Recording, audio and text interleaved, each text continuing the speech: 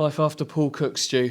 It's begun with a very, very limp, very, very disappointing 2-0 loss at Charlton for Ipswich Town. It feels like a pretty dark night for the club in many ways. A lot of anger at that full-time whistle today. 3,159 Ipswich Town fans packed in that away end at the Valley tonight. Usually such a happy hunting ground, a place that has given us the Noel Hunt late winner. There's been a 3-0 win here. It's usually a good place to come, but tonight, yeah, that was awful.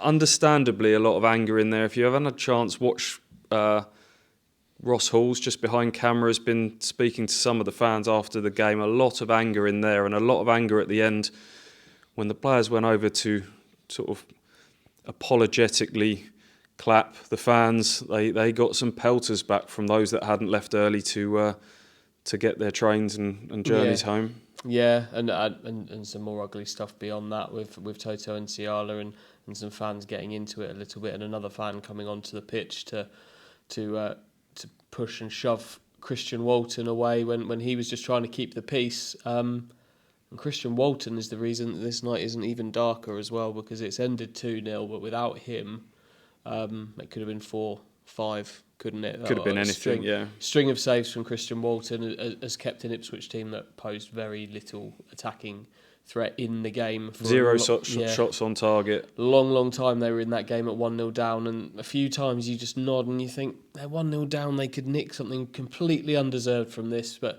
that was Jayden Stockley that gave them the lead. But a few minutes to go, Alex Gilbey killed that off, and deservedly Charlton have taken three points from this game. They're on an upward curve, but Ipswich very much on a miserable one at the moment. You expect to see so much, don't you? When a manager leaves, you want to see a reaction from the players. I wondered which way the reaction would go tonight. Obviously, this is a squad, a team that was assembled by Paul Cook. He's gone, and you think, how are they going to react to that? And Sam Morsey's interview yesterday said to me, he was talking about being shocked and saddened, and I worried that this would be a team that was a bit confused and befuddled and shocked by what's happened at the weekend.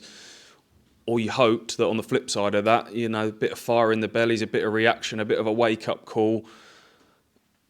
And we got the former, unfortunately, and that was, I mentioned Morsey there, him and Evans in midfield were just not at the races tonight. That Ipswich were just outworked in midfield. They were just outclassed, which is the saddest thing, all over the pitch. A Charlton side that, I guess the one bit of hope that you take is that Charlton had a really poor start to the season, and they have had a real spectacular upturn in form since Johnny Jackson's taken over. It was always going to be hard for John McGrill to have an impact tonight. I think he's literally had an hour or two on the training pitch with these players, but not good tonight. Where do we go from here?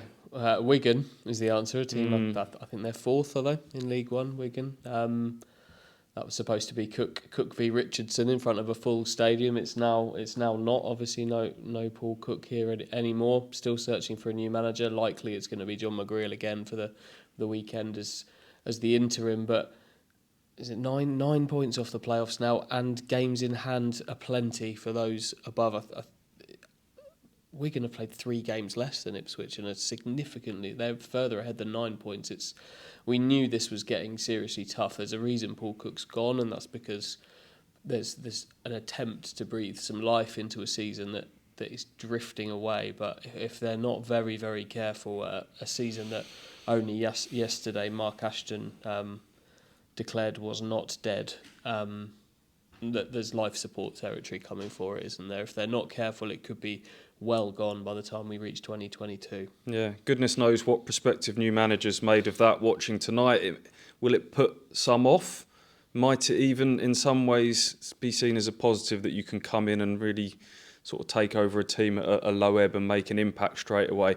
I do not know, but it will be John McGrill on Saturday. He's just sat in these very chairs tonight and said that my job was to take the next 2 games and that he very much expects to have Wigan and then possibly the Barrow replay, but you would think there'll be a new manager in charge for that Sunderland home game. Pack out Portman Road, 28,000 plus.